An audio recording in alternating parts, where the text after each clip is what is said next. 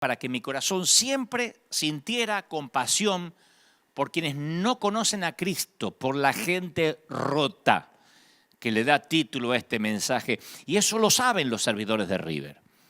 Los servidores de River, los servidores de esta iglesia saben que soy, por lo general, alguien amable, cordial, pero si algún día quieren verme enojado o sacado de las casillas, tengo que presenciar que maltratan a alguien en la puerta por su vestimenta, por su manera de ser, porque no coincide su peinado con lo que sería una iglesia, porque la Biblia narra en más de una ocasión que el Señor justamente se codeaba, hablaba con todo ese tipo de gente rota. Eso es la iglesia. La Biblia, de hecho, narra que había dos personas muy diferentes en la misma fiesta. La historia es súper predicada en todas partes del mundo. Dos personas totalmente, diametralmente opuestas en la misma fiesta, en la misma celebración. A él quieren seguirlo, a ella la degradan. Él es el líder de la iglesia, ella es una mujer de la calle. Él se gana la vida promoviendo valores morales, ella se gana la vida rompiéndolos. Cualquier ciudadano elegiría a Simón el fariseo porque tiene clase, porque tiene teología. Pero Jesús va a elegir a la mujer. Simón va a pensar, ¿quién dejó entrar a esta mujerzuela a este lugar? De la misma manera que Roberto miró con desdén a aquella dama que yo no sé si tuvo otra oportunidad de acercarse a una iglesia cristiana. Yo no creo que si estoy necesitado de Dios, al llegar a una iglesia me dicen que mi vestimenta no le va a agradar a Dios o que va a tentar al sexo opuesto, yo tendría muchas dudas en volver o en regresar. Y la palabra dice que Simón piensa algo similar. No sabe si echarla a ella o al sirviente que la dejó entrar. Y en Lucas 7:36 está el episodio donde dice, un fariseo invitó a Jesús a comer con él. Jesús entró en la casa y se sentó a la mesa. Entonces, una mujer pecadora que vivía en la ciudad, al enterarse que Jesús estaba comiendo en casa del fariseo, se presentó con un frasco de perfume. Y colocándose detrás de él, se puso a llorar a sus pies y comenzó, con las lágrimas obviamente, a bañarlos con sus lágrimas. Lo secaba con sus cabellos, lo cubría de besos y los ungía con perfume. A mí me parece algo extraordinario. Al ver esto, el fariseo, que no le pareció nada extraordinario, sino algo ridículo, el fariseo que lo había invitado pensó, si este hombre fuera profeta, sabría quién es la mujer que lo toca y lo que ella es, o lo que representa, que es una pecadora. Pero Jesús le dijo, Simón, tengo algo que decirte. Sí, maestro, dice Simón. Mira, un prestamista tenía dos deudores. Uno le debía 500 denarios, el otro le debía 50. Como no tenían con qué pagar, a ambos le perdonó la deuda. ¿Cuál de los dos lo amará más? ¿Cuál estará más agradecido? Y Simón contestó, bueno, pienso que aquel al cual se le perdonó más. Jesús le dijo, juzgaste bien. Y volviéndose hacia la mujer, dijo a Simón, ¿ves esta mujer? Yo entré a tu casa y tú no derramaste agua sobre mis pies. No, ni siquiera me lavaste los pies, que era la costumbre en Medio Oriente. En cambio, ella los bañó con sus lágrimas y los secó con sus cabellos. Tú no me besaste. Ella, en cambio, desde que entré, no cesó de besar mis pies, no mis mejillas, mis pies. Tú no ungiste mi cabeza. Ella derramó perfume sobre mis pies. Por eso te digo que sus numerosos pecados le han sido perdonados porque ha demostrado mucho amor. Aquel que se le perdona poco, demuestra poco amor. Ella hizo todo lo que Simón no hizo. No le abrió la puerta, no le colgó el abrigo, no le estrechó la mano. Ella no tiene agua, pero se las arregla porque tiene lágrimas de tan rota que está. Tiene muchas lágrimas que alcanzan para lavar los pies. Hay que llorar mucho para lavar los pies de alguien, ¿no? Y vacía perfume también en sus pies, aún polvorientos. El amor de Simón es medido, es tacaño. El de ella es extravagante, arriesgado. Ahora, ¿cómo se explica la diferencia entre los dos. Práctica, educación, dinero. Simón la ventaja en las tres. Hay solo un área en la que la mujer le hace morder el polvo a Simón. Ella llegó sedienta de gracia, sedienta de arrepentimiento, sedienta por incontables noches de hacer el amor sin encontrarlo, sedienta de culpabilidad. Y cuando Jesús le acerca la copa de la gracia, la bebe hasta que se le humedece cada pulgada del alma. Simón ni siquiera tiene sed, porque la gente como Simón no necesita gracia, la analiza. La gente como Simón no necesita misericordia, la debate, la discute y en todo caso no la comparte. Ahora, ¿por qué Jesús eligió a la prostituta? Lo dice claramente, mas aquel al que se le perdona poco, poco ama. Aquel al que se le perdona mucho, mucho ama. En otras palabras, no podemos dar lo que no hemos recibido. Muchos quieren amar a la fuerza, apretar la mandíbula y decir, ay, no lo soporto, no la soporto, pero vean, voy a amar a mi suegra. No lo soporto, pero voy a besar al vecino. No lo aguanto, pero lo voy a abrazar igual. Pero el secreto para amar no es ese. El secreto para amar es recibir amor. Nosotros le amamos a Él porque Él nos amó primero, dice 1 de Juan 4:19. Entonces, ¿quieres aprender a perdonar? Bueno, piensa en las veces que recibiste perdón. Perdónense mutuamente. Así como Dios los perdonó a ustedes en Cristo, dice Efesios 4:32. Pablo le escribe a la iglesia de Éfeso y dice, ese es el secreto para aprender a perdonar. Saber que uno es perdonado. Isaías 61:10 dice, en gran manera me gozaré en Jehová. Mi alma se alegrará en mi Dios porque me vistió con vestiduras de salvación. Me rodeó de manto de justicia. Me fascina eso. Como a novio me atavió. Como a novia adornada con joyas. Isaías declara lo que el Señor hace cuando ama, viste, redime. ¿Conoces a alguien que necesita un manto de amor? ¿Alguien que necesita ser cubierto con misericordia? Digo, ¿alguna vez oíste a buitres o a chacales humanos destrozar el testimonio hablando mal de un siervo de Dios? Yo muchas veces. La pregunta es, ¿te quedaste callado cuando no tenías nada bueno para decir porque querías protegerlo con un manto de amor? Dijiste, bueno, si no tengo nada bueno para decir, me quedo callado. O dijiste, uy, sí, yo vi un videíto, te lo comparto. O donde el fulano dice una herejía y empezaste a divulgar la equivocación ajena. No digo que pase, pero yo sé que esto no pasa con la gente que mira este servicio, pero en algunas partes, gente que no mira este servicio, yo sé que hace eso. ¿No sería maravilloso que apenas acusan a un hombre de Dios, a una mujer de Dios, a un ministro, salir a toda la iglesia o las organizaciones que dicen nuclearnos a decir, te metes con uno de nosotros y te metes con todos? ¿No sería espectacular? ¿No sería buenísimo que esas entidades que nuclean las iglesias y que a veces se jactan de decir nosotros tenemos no sé cuántas iglesias bajo nuestra cobertura, dijeran tocas a uno y tocas a todos? ¿Se imaginan una unidad así? Esa unidad no se muestra en desayunos de pastores, Esa unidad no se muestra en una reunión eventual de tanto en tanto en un estadio, en un lugar. No, esa unidad se muestra al cubrir y al levantar nuestros caídos.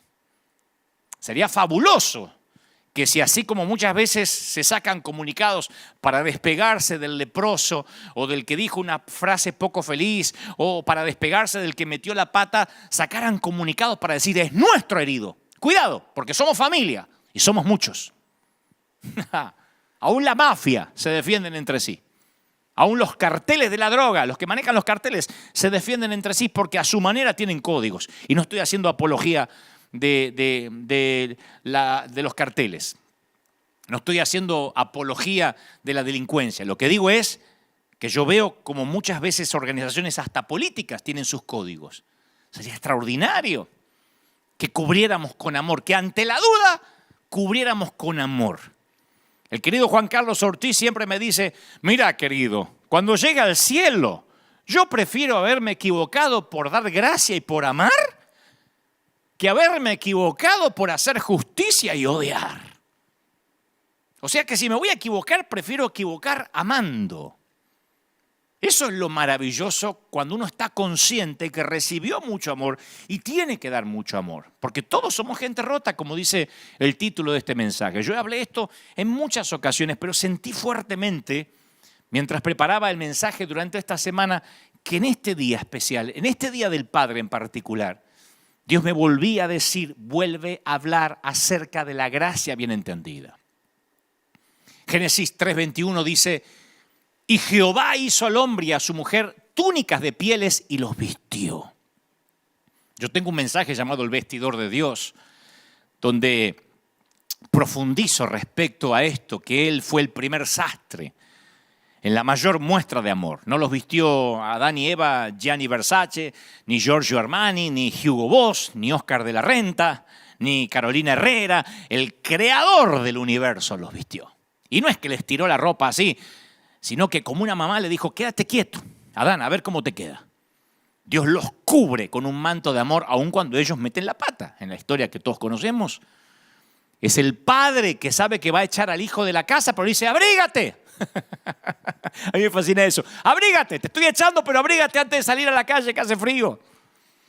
Alguien dijo, amo tanto a ese hombre que cada vez que lo mando a volar le digo, espérame que te acompaño. Vieron que a veces hay personas que aman tanto que lo mandan a pasear al otro y dicen, pero no, pero espera que voy contigo a donde te mandé. Bueno, Dios está haciendo algo similar. Los está echando del huerto, pero los abriga, no los deja ir desnudos. No dice, ¿qué me importa? Pecaron que se vayan desnudos. La primera reacción del padre al pródigo es cambiar su ropa. El hijo dice, papá, yo he pecado contra el cielo, he pecado contra ti. No soy digno de ser llamado tu hijo. Y el padre le dice a su siervo, saquen el mejor vestido, el mejor vestido. No dijo, dale la ropa del último de los empleados. Fíjate si hay algo viejo ahí en el warehouse, en el galpón. No, el mejor vestido. Y vístanlo. Y póngale un anillo también. Y calzado en sus pies. A mí me fascina eso de tapar, de cubrir, de proteger. Porque es algo que como cristianos tenemos que heredar.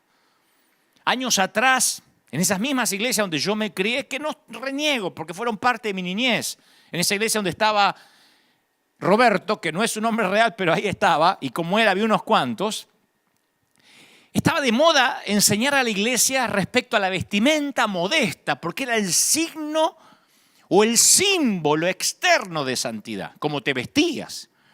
Si eras varón, cómo te cortabas el cabello. Eso era determinante. No importa que algunas mujeres tuvieran una lengua bífida y hablaran de todo el mundo y fueran chismosas. Si usaban el vestido largo y tenían un moño y un rodete gigantesco acá y no se teñían ni se depilaban, eran mujeres santas.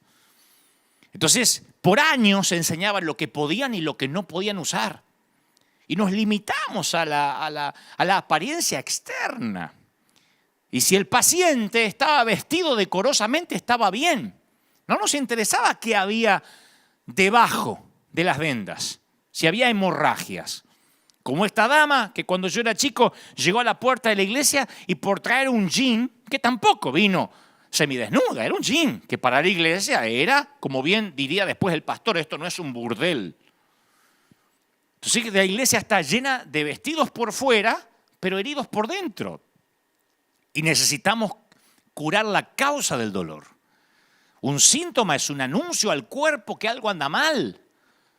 De hecho, hay médicos que no quieren recetar calmantes cuando tratan ciertas dolencias porque dicen, no, porque el calmante va a camuflar los síntomas que a mí me van a ayudar a diagnosticar el origen del dolor. Si le doy un calmante, se va a anestesiar y yo no voy a saber qué es lo que le está pasando. Entonces, a veces ni siquiera calmantes dan hasta no dar con el diagnóstico. Y la sana doctrina ha sido el calmante ingerido por la iglesia. Ahora, no quiero que me malinterpreten, yo no estoy en contra de la doctrina. Lo que digo es que cuando es solo un puñado de doctrinas, como tantas veces Dios nos ha hablado estos fines de semana, cuando solamente es un puñado de doctrinas, un puñado de reglas, un puñado de códigos de ética, solo calma el dolor, pero esconde la causa de la enfermedad. Y hay una clara diferencia entre doctrina y liberación. La iglesia que se empeña en esconder los problemas, disminuyendo los síntomas, no va al hueso, al dolor. La iglesia está, a veces, cuando digo la iglesia somos nosotros, en autocrítica. A veces estamos demasiado avergonzados con los síntomas como para tratar el problema en sí mismo. Tratamos de legislar moralidad a través del legalismo. Y si bien dice Isaías 64:6, todos nosotros somos suciedad, todas nuestras justicias son también como trapos de inmundicia. O sea que la doctrina, el esfuerzo que hagamos es un trapo sucio. Cualquier intento de agradar a Dios es un trapo mugriento. Ahora, no estoy diciendo, vístete como quiere, vive como quiere. Lo que te digo es, ¿de qué sirve cambiar el exterior cuando adentro estamos pútridos?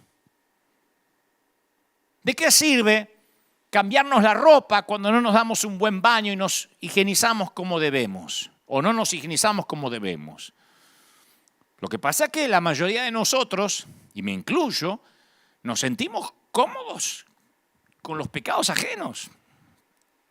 Nos olvidamos de hombres como David, pero nos juntamos inmediatamente como buitres para liquidar a los que caen. ¿Por qué tenemos una doble moral? No importa tanto el pecado, como dije hace unos meses atrás, si no importa quién pecó. Si es un ajeno, lo liquidamos, a menos que sea nuestro hijo, nuestro padre, a menos que sea alguien cercano a nosotros. Como dije una vez, por años la iglesia se opuso al divorcio hasta que se divorcia el hijo del pastor, la hija del pastor o el propio pastor. Entonces ahí empiezan a cambiar la cosa. Bueno, no es tan así, los tiempos cambiaron. Y no estoy siendo like, ni quiero hacer de este mensaje una licencia para pecar. Lo que digo es que la iglesia decía que nadie, por ejemplo, podía pretender servir a Dios si no sabía gobernar su casa primero, hasta que los propios hijos del pastor dejaron de congregarse. Entonces muchos ministros decían, bueno, mi hijo no viene porque está muy ocupado, está estudiando. Cuando nos toca a nosotros, los que predicamos, nos damos cuenta que es fácil condenar a otro cuando nosotros no tenemos que pasarlo. Cuando le pones una cara al pecador, todo cambia. Cuando al pecador le pones una cara, deja de ser simplemente un pecador, es alguien. Hace un tiempo, yo no había contado esto en público, hace un tiempo una dama cuyo nieto se congrega en nuestra iglesia vino a visitarnos. Ella se congrega en otra iglesia, su nieto se congrega aquí en River. Y en un momento esta dama me dice, allá en nuestra iglesia empezaron a venir los homosexuales. Yo le digo, ajá. Me dice, sí, nosotros le oramos, le damos un par de domingos para que cambien, si no tienen que irse. Le digo, ¿le dan un par de domingos? Sí, si no cambia rápido, dice, porque si los deja quedarse, se te empieza a llenar de gente como él. No hay que dejarlo que toque las cosas santas, y menos que quieran servir a Dios. Así que yo respiré profundo y le dije, mire, yo no quiero decirle esto, pero su nieto me confesó que tiene serios problemas con su orientación sexual, ahora que lo dice. Y se quedó fría la mujer. Le digo, mire, no quería decirle, pero ya que me sacó el tema, voy a seguir su consejo. Lo voy a quitar de todo lo que está haciendo en la iglesia y hoy mismo lo pongo de patitas en la calle, lo voy a echar de la congregación, voy a sacarlo con seguridad.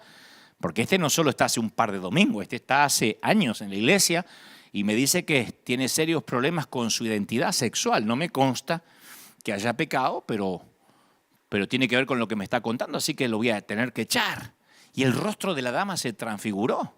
Me dijo, ¿no es cierto? Le digo, sí, lo es. Y me dice, pero no puede usted echarlo como un perro, es mi nieto. ¿Y dónde queda el amor de Dios? Le dije, tranquila, me acabo de inventar la historia. Solo quería que supiera que todo cambia cuando al pecador le pones un rostro. Todo cambia cuando ya no es el pecador, el divorciado, el homosexual, el fornicario, cuando le pones un rostro y es tu hijo. Todo cambia cuando es tu nieto. Cuando es alguien que te atañe a ti, el Señor le ponía rostros a los pecadores. Los conocía, hablaba con ellos y por eso se compadecía. A mí me llamó mucho la atención cuando en su momento Cristian Castro, el cantante, vino un par de veces aquí a River Arena por curiosidad, porque lo trajo la novia de ese entonces, no lo sé. Pero no me llamó la atención él, porque él fue muy respetuoso, vino, se sentó aquí, un amor como persona, me comunicó por teléfono con su mamá, la famosa actriz Verónica Castro, hablé con su madre. Es un hombre maravilloso, él como persona, en su trato, muy educado, o sea, bien podría haber venido con aires de estrella, pero él no me llamó la atención, sino los comentarios de algunos cristianos luego en las redes. Al día siguiente me decían, le dejaste tocar el lugar santo, porque yo lo invité aquí a pasar un momento. Que no sé dónde sacaron esa idea que hay lugares santos dentro de un auditorio o templo. Esto no es un tabernáculo, esto es un auditorio, es una arena. Y cualquier sitio, cualquier templo no deja de ser un lugar donde entran los pecadores y eso incluye al pastor. Si este fuera un lugar más santo que otros lugares por allá abajo, en primera instancia yo no podría estar parado aquí. Otros escribían, espero que la conversión de este muchacho sea real y que no ande dejando mal testimonio por ahí. Otro decía, fue a la iglesia, pero no lo veo cantando alabanzas a Dios. O sea, que la gente, o no voy a decir la gente, nosotros le pedimos a los demás, porque nosotros también somos gente, le pedimos a los demás lo que nosotros no hacemos. El Señor dijo, hipócritas, atan cargas pesadas y difíciles de llevar, las ponen sobre los hombros de los demás, pero ni con un dedo ustedes la quieren mover. Y lo mismo pasa con cualquiera que ha venido a la iglesia o que llega a una congregación. Lo mismo pasó con José Luis Rodríguez el Puma, que le escriben comentarios del tipo, espero que ahora se reconcilie con sus hijas si es tan hijo de Dios, opinando de la santidad ajena, instruido por un programa de chimentos en la tele. Ven el gordo y la flaca y opinan de la santidad de alguien o de la integridad de alguien. A mí siempre me llamó la atención ese tipo de comentarios. Es como que tengas un hijo y yo te diga, qué lindo nene, ¿eh? Espero que no se te muera ahogado. O que me digas, me compré una casa, pastor, espero que no se te incendie nunca con toda tu familia adentro mientras están durmiendo. O sea, es una cosa de loco decir, espero que le dure, espero que esto sea real. Me sorprende ese comentario. Estos personajes o cualquiera, estoy mencionando personas que pueden ser famosas a lo mejor por el ámbito artístico, estoy hablando de personas en situación de calle, de prostitutas, de gente que llega a la iglesia buscando ayuda. Pueden venir 1000 veces, pero la religión nunca termina de absolver y de perdonar a la gente rota. Menos mal que nadie necesita el perdón de la gente, sino solo de Dios. Porque la gente lo que hace es pedir frutos, muchos frutos al que viene. Y que predique en la tele, ¿eh? Si es famoso, que predique en la tele mañana mismo, aunque ellos quizás no le predican ni al vecino. Y hagan lo que hagan, siempre van a estar en una vidriera, en observación, a ver si esto es real. Lo hacen conmigo. Llevo por providencia de vida más de 30 y tantos años en el peregrinar cristiano, sirviendo al Señor. Y sin embargo, publicamos fotos a veces de ayudas o cosas que hacemos y me ponen, sí, pero no vemos que le des a países más necesitados. Yo no veo mucha necesidad ahí. O sea, no le dan a nadie, porque no es que me lo dice una fundación. No es que me lo escribe alguien que está dándole a la gente. No dan a nadie, pero necesitan sentir que agradan a Dios siendo policías de la santidad ajena. A la divorciada o a la madre soltera se las mira con sospecha. Al ex mujeriego se lo mira como mujeriego en pausa. Ya va a mostrar los hilos o la hilacha. Ni hablar si viene de un adulterio. La iglesia siempre se ha caracterizado por dejar afuera a la gente rota. Por eso no me sorprende qué rápido algunos aceptaron tomarle la temperatura, mandar a los infectados de vuelta a casa y decirle a los niños y a los ancianos que se queden en casa. La nueva normalidad no es un invento de la pandemia. Yo la viví como ayudante de Roberto hace 40 años atrás. Ya había una nueva normalidad de dejar los infectados afuera. La única diferencia, no se le tomaba la temperatura ni le ponían alcohol en gel en las manos. Pero apenas se discernía que estaba infectado, lo mandábamos de vuelta o lo hacíamos sentir incómodo, si es que no quedaba otra que la persona entraba. Se le hacía un hueco, se le hacía sentir incómodo como diciendo no perteneces aquí, no te vistes como nosotros, no hablas como nosotros, no te peinas como nosotros, no saludas como nosotros. Y la gente rota de pronto llega al hospital y encuentra que el hospital ya no es un hospital, que el hospital es un museo. Por eso pienso que esta pandemia nos va a hacer reflexionar a muchos, nos hace pensar el propósito, la legitimidad de la iglesia. Hace muchos años Mis padres, muchos años, mucho más chiquito que 14, yo tendría unos 5 años, porque cuando cumplí 7 fue que ellos conocieron al Señor. Así que presumo que en el año 1972 o 73 mis padres tuvieron una discusión. Como yo era chiquito no entendía de qué discutieron, pero sí mi papá guardaba un arma en el cajón de la mesa de luz y yo recuerdo muy nítido hasta hoy cómo fue, la buscó, cargó un par de balas y se dirigió al galpón, el fondo, el donde él tenía su improvisada carpintería, y llorando decía, me voy a quitar la vida, y mi mamá corría detrás diciendo, no lo hagas. El cáncer de mi mamá había llegado para complicarlo todo, mi padre estaba siempre borracho, pero ahora, después de muchos años, me doy cuenta que hay ciertos temores que fueron grabados en mi alma cuando yo era chiquito. Que las viejas heridas tienen una memoria muy buena, pero unas destrezas interpretativas abismalmente pobres. Si bien es cierto que el dolor mantiene los recuerdos frescos, también oculta la verdad y evita que entiendas lo que ocurrió en realidad. Los niños a veces parecen ver y escuchar todo, pero con frecuencia interpretan incorrectamente la información. Y yo interpreté incorrectamente lo que pasaba. Era algo sórdido. Realmente mi papá intentó quitarse la vida y no sé qué pasó allí en el galpón, en el fondo, porque mi mamá le quitó el arma y no ocurrió. Pero yo llegué a conclusiones equivocadas. Como muchos que ahora me están viendo en cualquier parte del mundo y que, por ejemplo, dice, es que el matrimonio de mis padres llegó a su fin porque yo tuve algo que ver ahí. Inevitablemente personalizamos lo que ocurrió. ¿Se habría quedado papá en casa si yo hubiese ordenado mi cuarto? Hay niños que piensan eso. ¿Será que mamá nos abandonó porque yo no la ayudaba a juntar los platos de la mesa?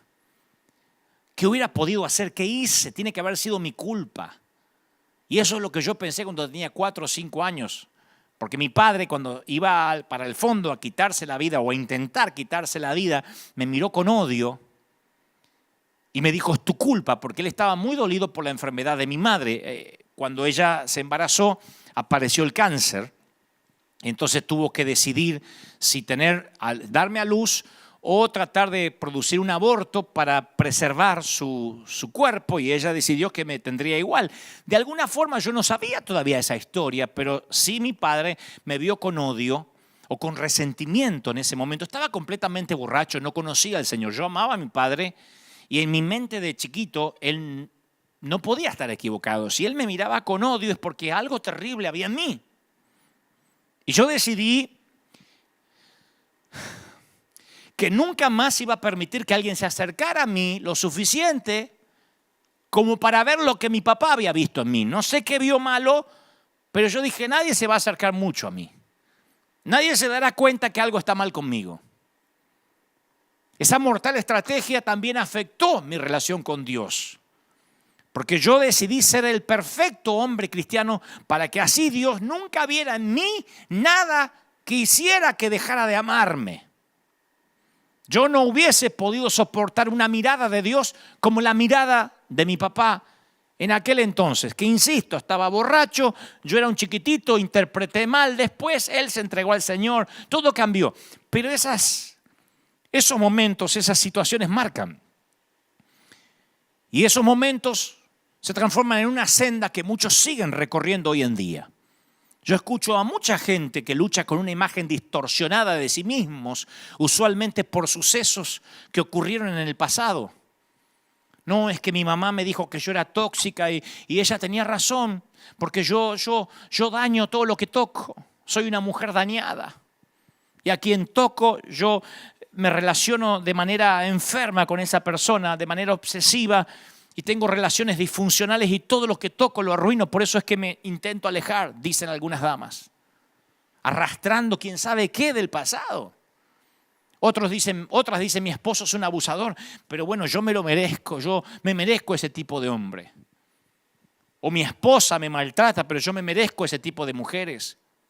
Otras mujeres dicen, cuando me miro en el espejo, todo lo que veo es una mujer gorda, llena de estrías, de arrugas, que no merece que la quieran. Me voy a quedar soltera para siempre. ¿A quién le va a gustar compartir la vida conmigo? No puedo tener hijos, dicen otros. Creo que Dios me está castigando por cosas que hice en el pasado. Y el tema siempre es el mismo. ¿Qué hay de malo conmigo? Las viejas heridas realmente tienen buena memoria. Y a mí me rompe el corazón darme cuenta que aunque Cristo murió para darnos libertad, algunos seguidores de Cristo parecen ser cautivos de esa falsedad, de esa mentira. Y van rotos por la vida. Y entonces un día corren a la iglesia pensando en que tal vez encuentren la sanidad en una congregación, en un lugar donde se predica a Cristo, y se encuentran con que le hacen notar que está roto. Y que por estar roto no va a ser amado y no va a ser aceptado y que tendrá que cambiar primero y arreglarse por su cuenta antes de entrar a este museo de santos. Qué diferente es como el Señor veía a los pecadores. Génesis capítulo 3, versículo 8 narra que con el viento de la tarde el hombre y su esposa oyeron que Dios iba y venía por el jardín, así que corrieron a esconderse entre los árboles. Ellos ya habían pecado, habían comido del árbol que no tenían que comer. Nunca habían escuchado la palabra esconderse. Esa palabra no formaba parte de su vocabulario. En ese momento se percataron de su desnudez, se sintieron profundamente avergonzados. Y ahí descubrieron una nueva emoción. La vergüenza nunca le había afectado hasta ahora. La diferencia entre la culpa y la vergüenza es clara. Nos sentimos culpables por lo que hacemos, pero nos sentimos avergonzados por lo que somos. Quiero que lo pienses de esta manera. Si hiciste algo malo, bueno, tratas de arreglarlo. ¿Qué sé yo? Pides perdón, tratas de restituir. Pero si en lo profundo de tu alma crees que eres algo malo, como yo pensé durante mucho tiempo que algo mal estaba conmigo, ¿qué vas a hacer con eso? ¿Conoces esa sensación de tener vergüenza de acercarte a Dios? Yo la conocí casi toda la primera parte de mi juventud. Yo pensaba siempre que Dios me miraba con odio, que algo mal había en mí. Y ahora Adán y Eva tienen ese instinto que a mí me parece familiar. Porque ellos no corrieron hacia Dios o se tiraron a sus pies y le explicaron lo que había ocurrido. En lugar de eso se escondieron. Y ese es el triste y horrible legado edénico del quebranto. Esa fue precisamente la intención de la serpiente. Romper la relación especial, la camaradería que existía entre Dios y su creación y sus hijos. Una de las cosas que más le he repetido en esta década a nuestra gente aquí en la iglesia es: mientras más grande sea el lío, más rápido vengan a la iglesia. Una vez, hace relativamente poco, fui a una boda y me encontré con un muchacho que se congregaba aquí, que tuvo un serio problema matrimonial, se divorció y un día desapareció. Y ahí estaba en la boda, porque resulta que vino para estar con quien se casaba. Y cuando me vio, se quedó petrificado. Me acerqué y le digo: te pido un favor, no dejes de venir. No importa lo que hayas hecho. Pero yo estoy al timón de un hospital de gente rota. Lo que menos quiero es tener gente sana. No me interesa llenar la iglesia de matrimonios perfectos. Lo que me interesa es predicarle a matrimonios en crisis, o a los que rompieron el matrimonio, a los divorciados, los demás que creen que son sanos. No me interesa. El Señor dijo: yo no vine para los sanos, vine para los enfermos. Por eso a mí no me cuaja esta nueva normalidad de los gobiernos de decirle a la iglesia quién entra y quién no entra a la iglesia. Porque ojalá dijeran que entren los enfermos y que los sanos se queden afuera. Eso yo lo hubiese aceptado, de verdad. Si hubiesen dicho: los que están sanos que se queden afuera y los enfermos bajo su responsabilidad que entren todos, eso hubiese querido que ocurra. Aunque después alguno va a poner: y si eres tan valiente, ¿por qué no vas a un hospital? Claro que fuimos a orar por gente enferma con el COVID-19 y no nos pasó nada. Porque mayor es el que está en nosotros, mayor es nuestro llamamiento. Y si tengo que perecer, que perezca, dijo Esther cuando fue a ver al rey. Si se trata de un llamado que es más importante que la vida, lo diré tantas veces hasta que quede claro. Pero trágicamente, la confianza que se rompió en el Edén dificultó muchísimo que corramos a Dios cuando metamos la pata. Cuando metemos la pata y menos que corramos a la iglesia. Cuando sientes que has caído, que has fallado a Dios de alguna manera, ¿cómo uno responde? ¿Cómo respondes? La mayoría de nosotros quiere esconderse. ¿Qué decimos? No voy más a la iglesia con la que me mandé. No, yo no tengo cara para ir a adorar a Dios. Fíjense el subconsciente colectivo cómo nos dice que hay que tener cara de santo para adorar a Dios. Ahora los pecadores no pueden adorar a Dios, tienen que adorar a los santos. Para mí entonces que no adora a nadie. Fíjense cómo el subconsciente colectivo nos engaña, que decimos, no, cuando yo me sienta mejor voy a ir a la iglesia. Yo ahora tengo una vida que la verdad, si voy a la iglesia Dios me fulmina, ¿no? Te fulmina a lo mejor el religioso, el fariseo, pero Dios no. Dios va a mandar a que te pongan el mejor vestido, aunque todavía huelas a puerco. Alguno podrá decir que esto es liberalismo, humanismo, pero esto es Biblia, esto es teología pura. Nosotros somos los que queremos huir, tratar de enmendar las cosas o arreglarlas un poquito por nuestra cuenta. Luego entonces, luego que arreglemos todo, entonces iremos a Dios y le explicaremos todos. Pero eso no resultó en el Edén, no resultará ahora. Ellos no pudieron ocultarle a Dios que estaban rotos y desnudos. Y yo sé que tú también te has estado escondiendo en ese sótano húmedo por mucho tiempo. Cuando el día comenzó a refrescar, el hombre y la mujer oyeron que Dios andaba recorriendo el jardín. Y entonces corrieron a esconderse entre los árboles. Adán y Eva no sabían cómo enfrentar su fracaso. Y nosotros tampoco. No nos escondemos ya tras los árboles, pero tenemos formas más sofisticadas de lidiar con la culpa. Algunos anestesiamos la culpa. Con una botella de tequila, con una obra de pornografía en internet. Y la culpa desaparece mientras que dura el happy hour, pero después aparece cuando regresamos a casa. Otros niegan la culpa.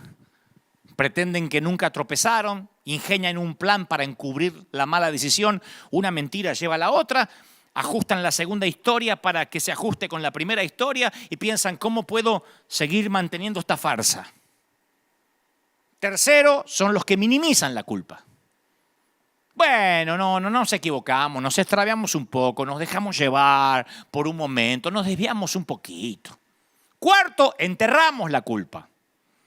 La escondemos detrás de un montón de trabajo, de un calendario de actividades y mientras más ocupados estamos, menos tiempo nos queda para pasarlo con las personas que odiamos, o sea, nosotros mismos. Hay que llegar bien cansado a la cama para no mirarnos al espejo. Otros castigan la culpa. Conozco mucha gente que se lastima, se azota a sí misma, no usa látigos, entonces usa reglas.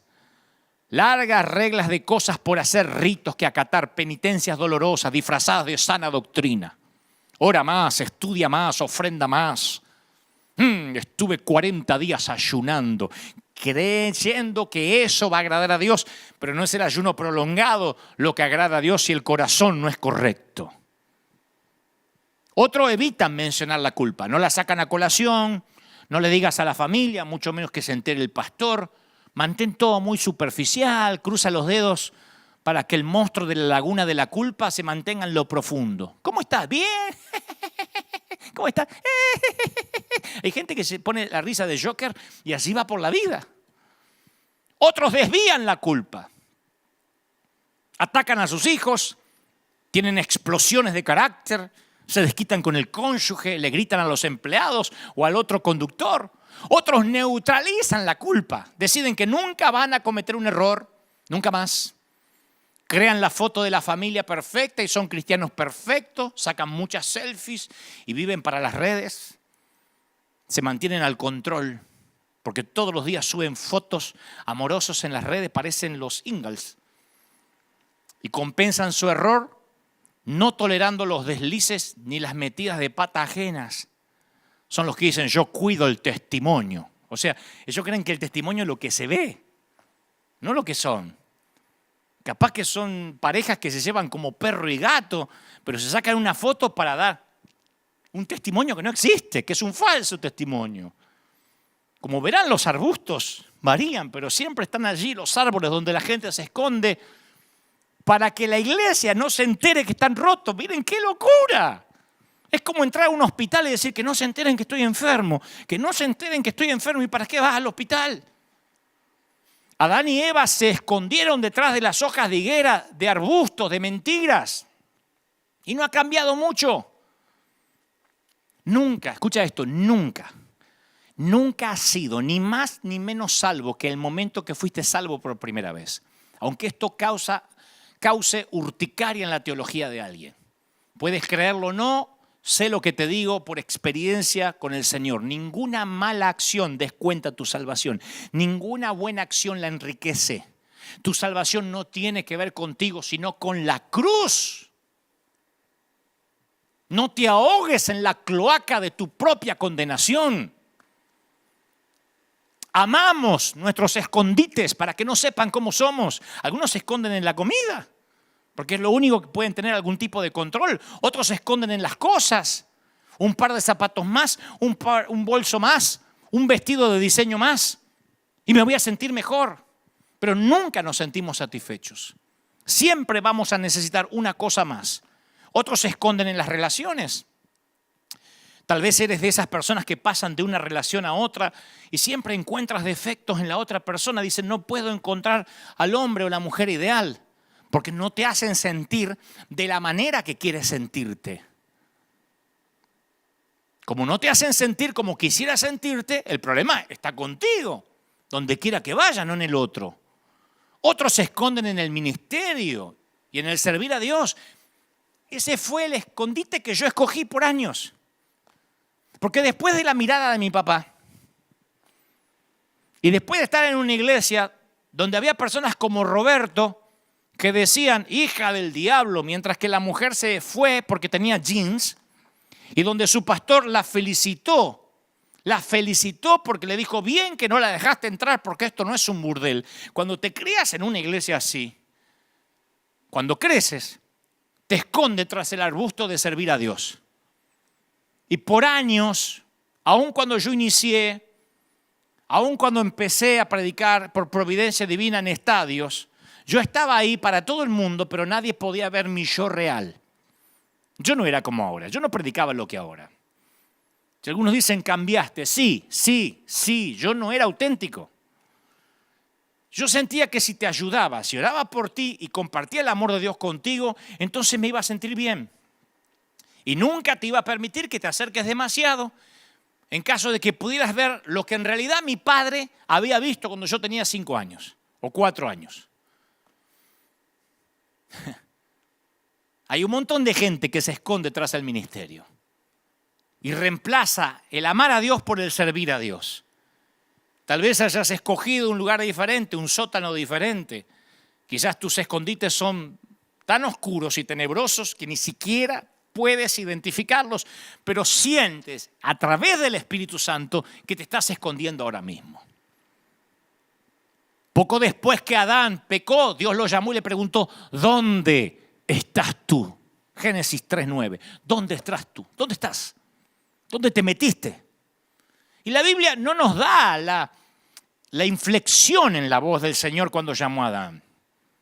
Yo no creo que sonó algo como, ¿dónde demonios te metiste? No, yo pienso que sonó hasta triste. ¿Dónde estás, Adán?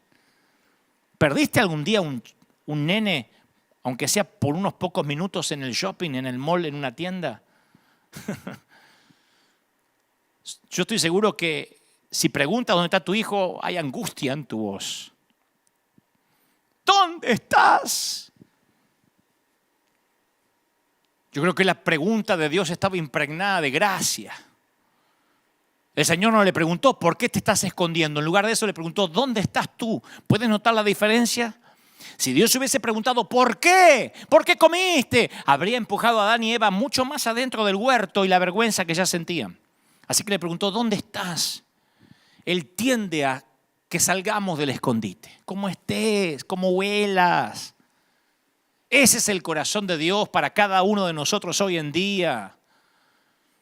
Y a mí me parece muy revelador que Adán contestó a la pregunta que Dios no le hizo. Él contestó como si Dios le hubiese preguntado por qué se había escondido. Le dijo, ¿dónde estás? Y él respondió, oí tu voz en el huerto y tuve miedo porque estaba desnudo y me escondí. No le está diciendo dónde está, le está dando las razones por las cuales se escondió. La vergüenza y el quebranto puede tener una voz más convincente que la de Dios mismo. Yo sé que esto es cierto en mi propia vida, muchas veces, con mucha frecuencia, Dios me pregunta, ¿dónde, Dante, dónde? Y yo le respondo, ¿por qué? Tenemos que entrenar nuestros corazones para que escuchen el amor de Dios por encima de la vergüenza. Hay un montón de gente viéndome en sus hogares ahora, en distintas partes del mundo, que tienen que oír a Dios diciendo, te amo, así como estás. Luego vas a cambiar y por amor, no por doctrina. Adán y Eva no pudieron disimular su vano intento de esconderse. El quebranto era evidente en su rostro.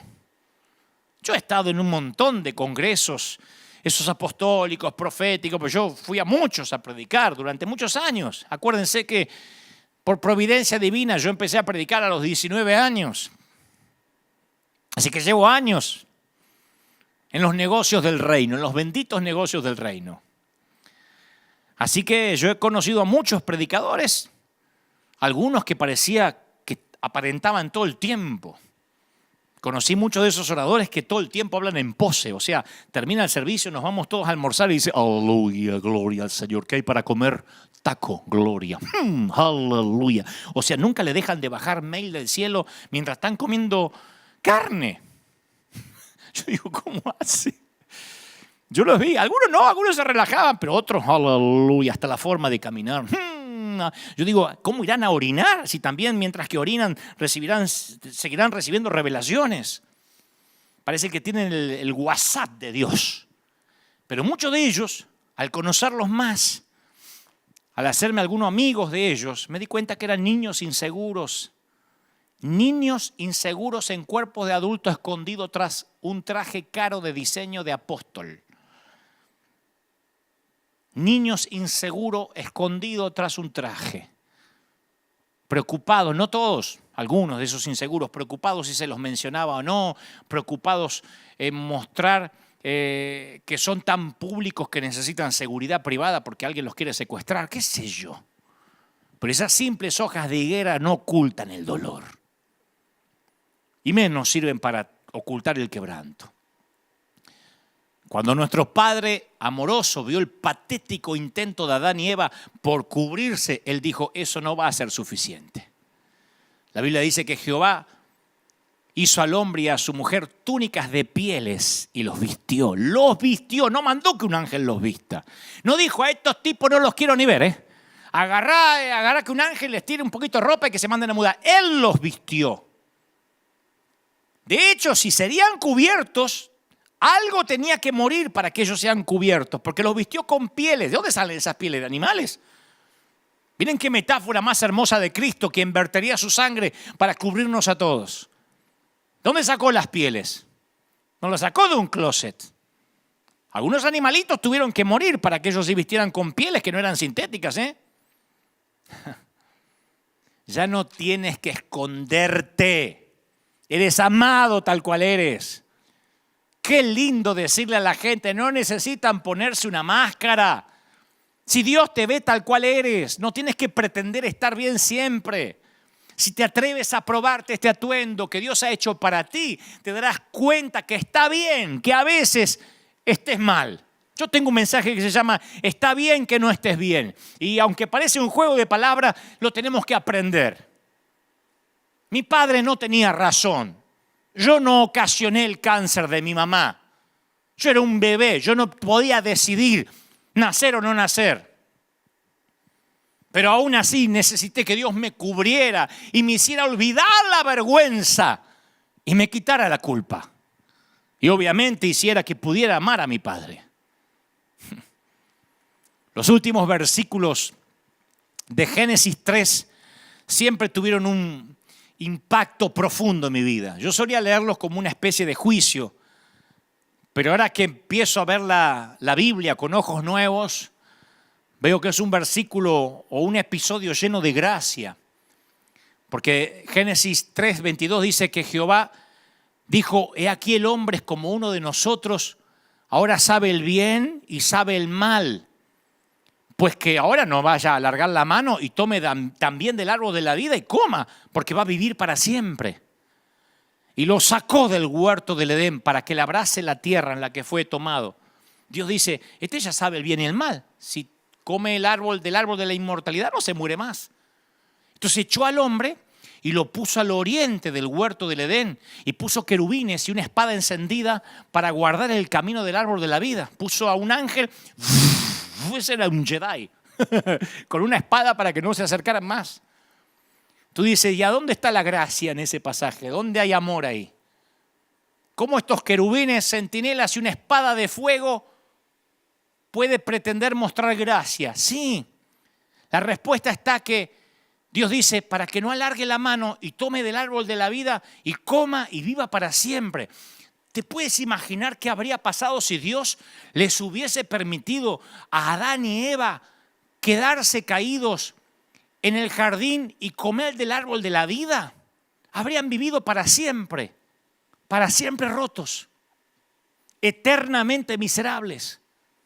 Hubiesen vivido para siempre arruinados por la culpa, para siempre temerosos, para siempre vacíos, muy vacíos. Su vida eterna se hubiese convertido en un infierno eterno. Dios los amó tanto que no quería que vivieran eternamente llenos de pena, de vergüenza, de amargura, de remordimiento, porque a medida que pasaron los siglos y los milenios, se hubiesen seguido escondiendo de Dios.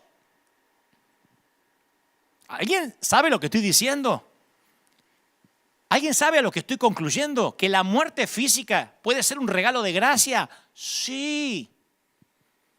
Por eso no hay que tener miedo ni a la pandemia, ni a la enfermedad, porque hasta la muerte es un regalo de gracia.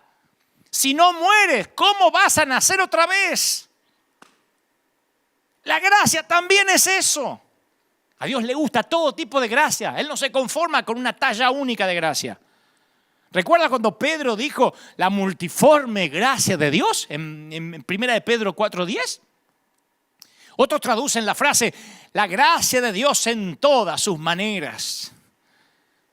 El apóstol Juan dijo que Jesús vino a nosotros del Padre lleno de gracia y de verdad.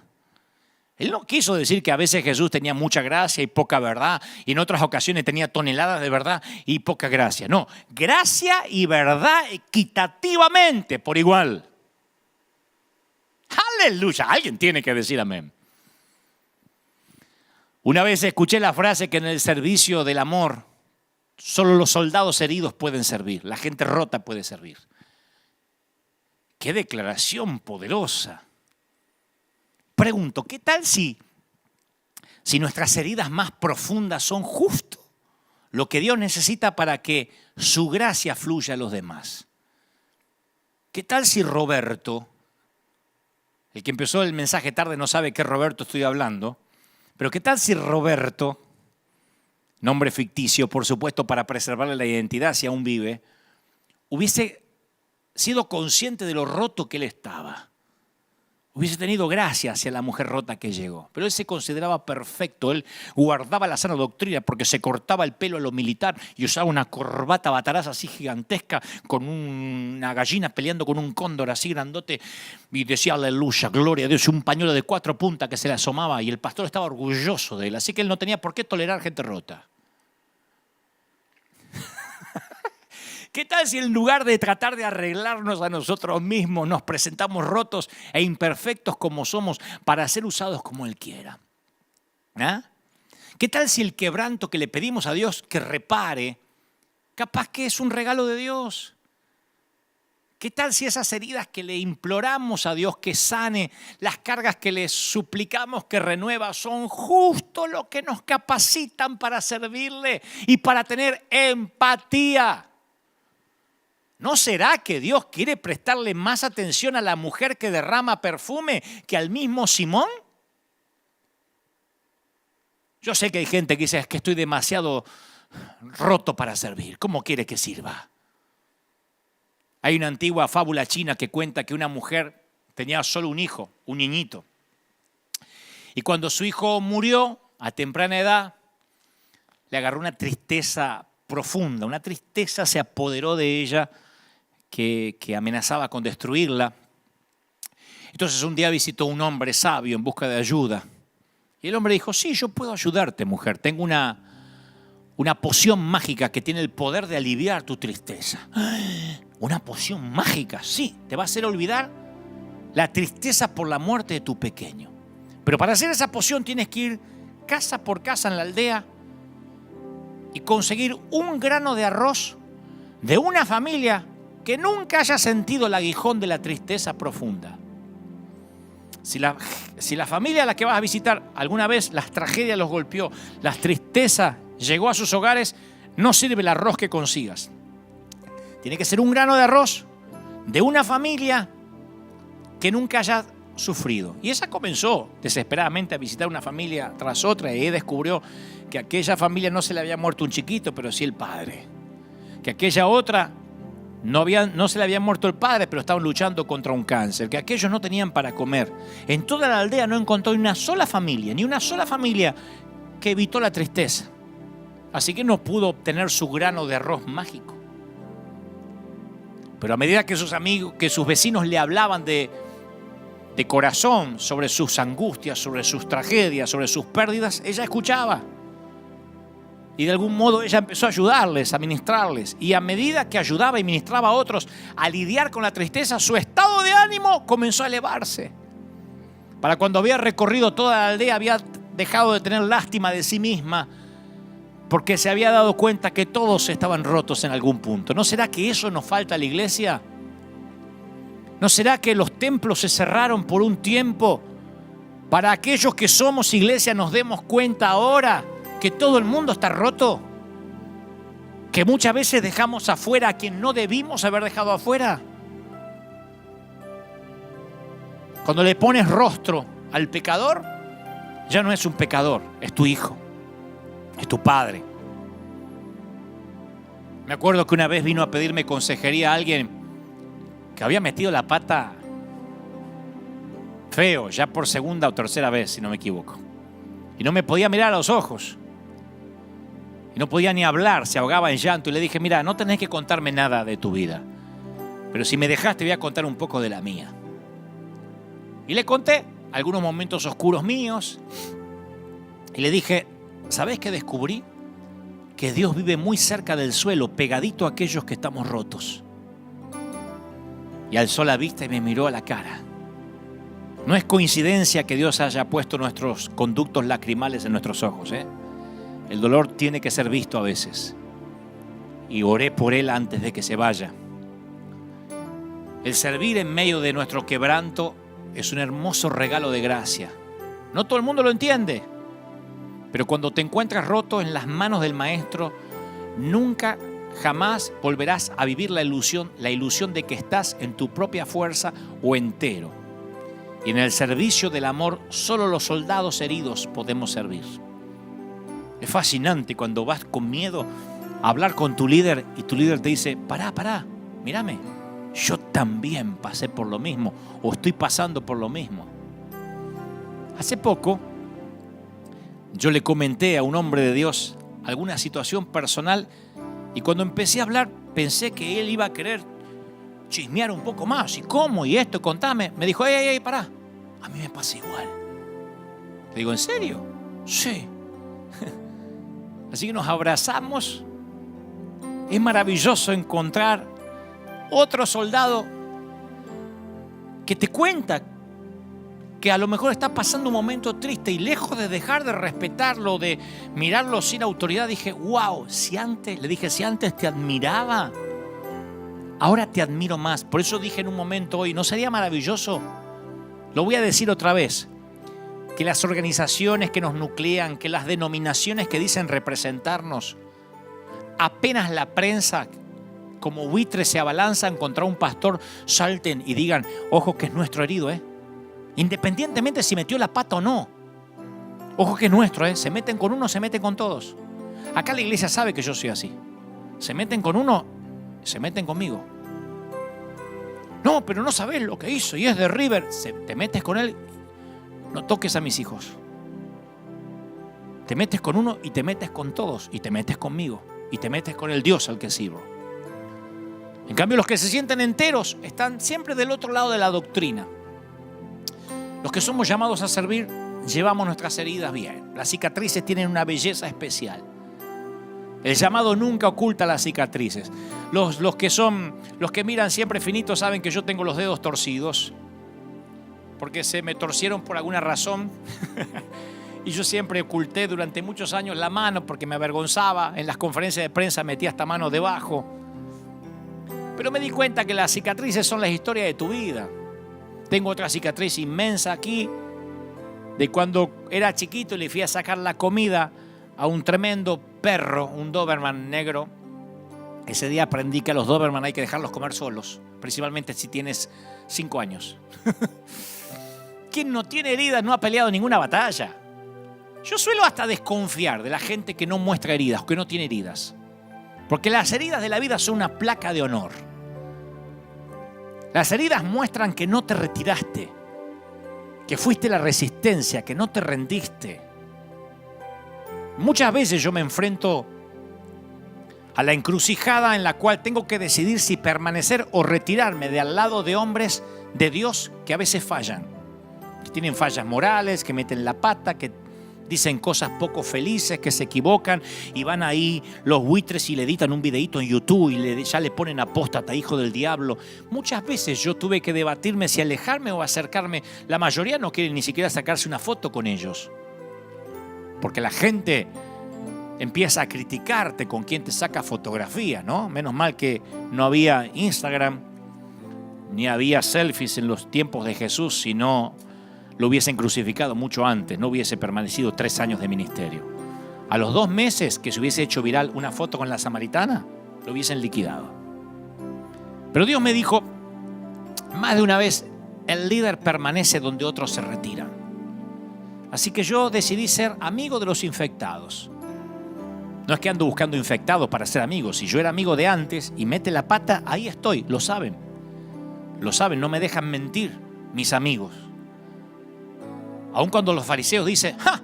Dime con quién andas y te diré quién eres. Lo dicen como si fuera una frase bíblica. Los que no conocen a Jesús. Hace poco un ministro profundamente herido me dijo, gracias por hablarme y amarme a pesar de mi fracaso público. Y luego agregó, ¿vos sabés que la mayoría se aleja del fuego y vos corres hacia el fuego? Me dice, ¿te gusta hacer lío, Dante? Le digo, no, me gusta ser amigo de mis amigos. Y como dijo alguna vez Max Lucado, algún día puede que yo también necesite gracia. Y me aseguraré de sembrar gracia. Porque si yo ando por ahí sembrando justicia, no querré cosechar justicia. Yo no quiero justicia para mí. No reclames justicia. Tú no sabes lo que quieres cuando reclamas justicia. Pide gracia, pide misericordia. La inteligencia por sí sola, sin que esté implicado el corazón, puede ser peligrosa. El razonamiento, la doctrina sola corre el riesgo de convertirse en gente sin corazón, los que defienden solo doctrina, en corazones de piedra. Sin el corazón no somos capaces de amar como Jesús. O sea que sin el corazón no entendemos la gracia. Sin el corazón amar se convierte en una obligación. Amar desde el punto de vista de la razón, es frustrante. El amor se convierte en una lista de tareas pendientes. Así que para amar tenemos que pensar y también sentir. Tenemos que escuchar la razón y también las emociones. Tenemos que dejar que la cabeza y el corazón trabajen juntos. No hay dicotomía. Es la única forma de incorporar ese amor perfecto a nuestras vidas imperfectas. El amor nos cambia la mente. Dejar que tu corazón tome parte de la conversación va a ser una revolución para tu forma de pensar. A eso se refería Pablo cuando decía, sean transformados mediante la renovación de la mente. Tú no puedes ser una persona crítica y un dador de gracia al mismo tiempo. Si vas dando lecciones por ahí de superioridad moral, seguro que a ti te juzgarán del mismo modo. Ahora es posible que aunque hayas experimentado la gracia de Dios en algún momento, no sientas el amor de Dios en todo momento. Y ahí es cuando caemos en la costumbre de intentar ganarnos la gracia. Es como si nos encontráramos en una en una búsqueda para establecer nuestro valor, para establecer nuestra valía, para merecerlo.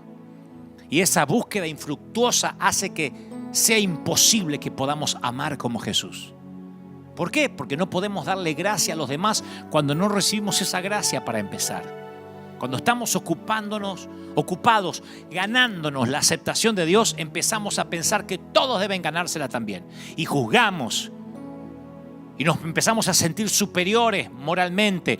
Pero a quien poco se le perdona, poco ama, dijo Jesús en la casa de Simón.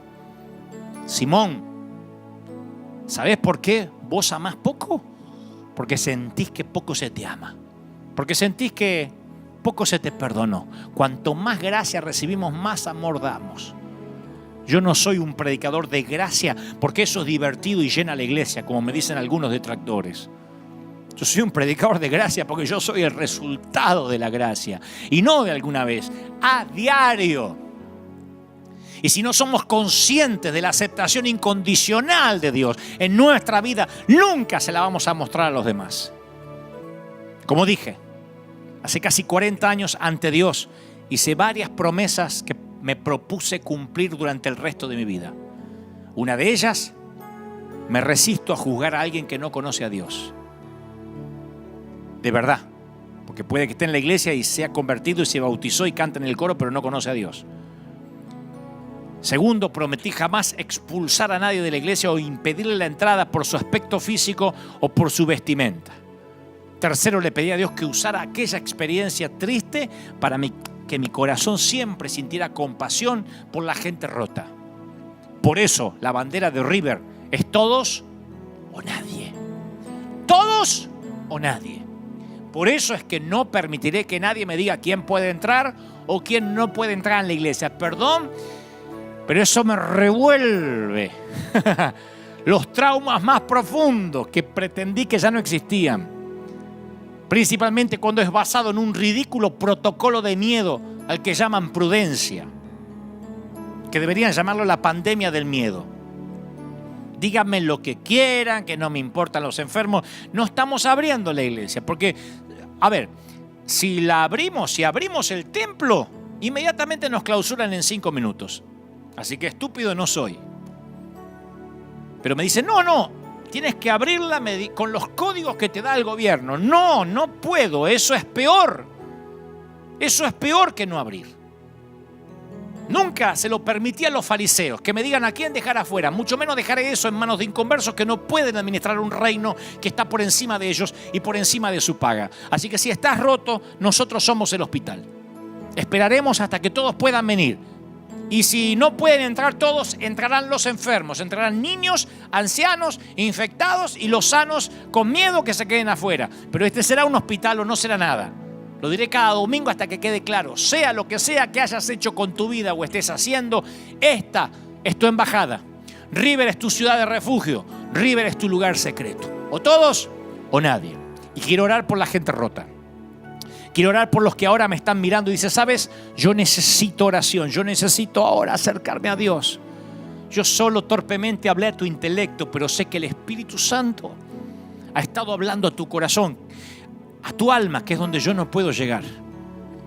Así que si ahora quieres correr y reconciliarte con Dios, ¿te atreves a ponerte de pie? Puede ser incómodo en casa, ¿no? Pero quiero que te pongas de pie porque vamos a terminar orando juntos. Primero por los que están por primera vez. Por los que se sienten rotos, por los que sienten que le fallaron a su familia, a Dios, y se sienten lo peor. El Señor me dice que te diga que te ama, me dice que te dé un abrazo, un beso, que Él no perdió el interés en ti, que Él no te deja, que Él no te suelta la mano, que se empecinó con tu vida. Dios no te deja hasta que no haya hecho contigo lo que iba a hacer. Escúchame, mamá. Escúchame, hija, te ama el Señor, ¿me oíste? Te ama el Señor, yo te lo dije un montón de veces, te lo vuelvo a decir, tú no sabes cómo te ama el Señor. No estés continuamente diciendo que estás rota o que estás dañada, te ama el Señor. Escúchame, papá, te ama el Señor. Yo sé que fuiste un desastre, como papá terrenal, padre ausente, Hiciste un despadre con tu vida, bien valga ahora la palabra. Pero el Señor me dice que te ama, que cuando te ve llegar del chiquero, de la porqueriza, Él sale corriendo a recibirte, y mientras que va corriendo a abrazarte, está gritando: ¡Ey, vístanlo! ¡Traigan el mejor vestido! El que se había perdido ha vuelto. ¡Fiesta! Creo que a la iglesia nos faltó eso, hacer fiesta. Por cada mujer con jean apretado, por cada loco con el pelo verde, por cada borracho, por cada gente en situación de calle, por cada prostituta y por cada divorciado que ha querido entrar a nuestras congregaciones. Nos faltó hacer fiesta, ponerle rostro al pecador y darnos cuenta que son hijos, nietos. Mis queridos consiervos, no esperen fracasar en sus propios matrimonios, o que sus propios hijos fracasen, o que sus nietos fracasen para entender: era gente la que hablaba. No era solo el pecado, era gente, almas. Corre al Señor. Di conmigo: Señor Jesús, te recibo como mi suficiente Salvador. Entra en mi vida. Te acepto. Gracias por morir por mí en la cruz del Calvario. Anota mi nombre en el libro de la vida. Gracias, Señor, por amarme roto como estoy y por derramar tu sangre cuando yo no lo merecía. Amén y amén. Vamos a ponernos de pie todos, vamos, en casa, nuestra iglesia, la gente que nos está mirando en casa, vamos a orar. Yo le estoy pidiendo al ejército de Dios. Cuando yo digo ejército de Dios, algunos habrán pensado: esto debe tener un grupo de oficiales, de gente perfecta. No, eran menesterosos. Algunos lo siguen siendo, afligidos, endeudados. Son los que conmigo en la cueva de Adulán se hicieron guerreros fuertes. Y no porque no tengan heridas, y no porque la vida no los haya vapuleado, golpeado, sino porque se han levantado. Porque cuando meten la pata, el primer lugar que corren es aquí. Porque dicen: River es un hospital del alma. Porque dicen: la iglesia es un sitio para gente rota. Porque cuando se equivocan lo confiesas inmediatamente y dices: Señor, grandes son tus misericordias cada mañana. Yo estoy orando ahora por los que están rotos. Oro por la gente que está en distintas partes del mundo. El Señor me está mostrando gente que ha estado herida, gente que se ha sentido sola en esta pandemia, abandonado a veces por siervos, abandonado por sus hermanos. El Señor me dice que te diga: yo te estoy atrayendo a mí, yo te estoy sosteniendo, no temas, he aquí lo que viene será mayor, he aquí no te dejo, dice el Señor. ¡Aleluya! Bendito sea el Señor. Estoy orando ahora por los que están pasando necesidad financiera, por los que están peleando palmo a palmo su economía, sus finanzas, el sostener la mesa y el alimento diario, y eso ha hecho fricción en tu matrimonio, en tu pareja, con tus hijos. El Señor me dice: por cuanto tú has creído que yo te voy a bendecir, por cuanto no perdiste la fe, aún a pesar de mirarte al espejo y no gustarte lo que ves, yo te voy a bendecir, dice el Señor. Yo te levanto. Estoy orando por todo el continente de América, estoy orando por la gente de Europa, por la gente de Asia, de África, de Oceanía. Reciban ahora en el nombre del Señor de las multitudes. Yo también soy un hombre roto, pero eso asegura de que la victoria, la gloria y el crédito se lo lleva el Señor. Estoy alentando a los jóvenes, estoy orando por mi querida Argentina ahora. Sé que muchos de Argentina me están viendo, y yo estoy orando por la Argentina desde la Quiaca hasta Ushuaia, desde la cordillera de los Andes hasta el océano. Estoy orando ahora para que todo el país, los que han seguido, los que no se han doblado sus rodillas ante los Baales, los que se sienten sin liderazgo, los que se sienten solos, ahora reciban esta palabra: yo sé que estás roto, dice el Señor. Yo sé que estás en crisis, pero yo te amo, yo te sostengo, yo no perdí el interés en ti. Los que tienen llamado, los pastores que están sufriendo, los que no pueden pagar sus gastos, los que no pueden sostener los costos y están diciendo: Señor, estoy dudando de mi llamado. El Señor me dice que te diga: sostente ahí, mantente en tu sitio. He aquí la provisión viene en camino. Desde que dispusiste a entender Desde que te dispusiste a comprender, ya fueron soltados los ángeles con la bendición. Ya fue liberada la bendición. Tienes que creerlo en el nombre del Señor. Oro por Argentina, oro por sus gobernantes, oro por todos los países de América Latina, desde México hasta Tierra del Fuego. Oro por los Estados Unidos de América, por este país donde Dios nos plantó en esta temporada. Oro por cada sitio donde haya creyentes, cristianos con heridas, pero que se pelean palmo a palmo para que el Señor los ame. Y el Señor me dice: no tienes que pelear por eso. Yo te amo, dice el Señor, como eres, aún con tus errores, con tus yerros, con tus virtudes, con tus equívocos. Yo te amo, dice el Señor. Yo te sostengo. No tienes que pelear por eso. Solo resiste, solo mantente donde Dios te puso. El mayor tiempo de mover, la mayor cosecha viene durante este año, y será una cosecha legítima, donde Dios separará el trigo de la cizaña, donde Dios separará lo legítimo de lo que es falso, donde permanecerá aquello que fue plantado realmente en tierra fértil. Lo declaro. Proclamo que los cielos se abren. Hay una unción aquí fuerte. Puede sentirse como si esto estuviese repleto. Y sé que en tu hogar la gloria se siente así. Yo lo creo, yo lo declaro. En el nombre del Padre, del Hijo y del Espíritu Santo. Amén y amén. Gloria a Jesús. ¡Aleluya! ¡Wow! Es la gloria del Espíritu llenando todo. Me fascina predicarte, hablarte lo que Dios pone en mi corazón. Tengo una tamaña responsabilidad cada domingo. Más ahora que cuando solo le predicaba puntualmente a la congregación y después poníamos los mensajes en las redes. Porque ahora siento la responsabilidad de que Dios tiene mucho pueblo en esta ciudad, que son muchos miles. Nada más miren los números. Si estás en YouTube no son solo esos números. Ahora hay muchos miles más en Facebook. Y si estás en Facebook no son solo esos que ves. Hay muchos miles más en Facebook, en YouTube, y hay otros muchos miles en la página web directa. Son miles. Y no digo esto para alardear, solamente para que sepas la responsabilidad. Ora mucho por mi vida, ora mucho por nuestra salud. Pero fundamentalmente, quiero que recibas cada palabra con temor y temblor, sabiendo que de todos los predicadores